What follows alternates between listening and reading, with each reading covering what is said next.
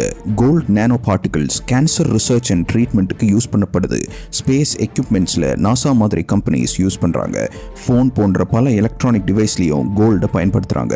நம்மள மாதிரி சாதாரண மக்கள் இன்வெஸ்ட்மெண்ட்டாவும் ஜுவல்லரியாவும் கோல்ட பயன்படுத்துறோம். 1950ல 99 ரூபாய்க்கு வித்த 10 கிராம் கோல்டு இன்னைக்கு 99,000 ரூபாய்க்கும் மேல, அதாவது 1000 மடங்கு வளர்ந்துருக்கு.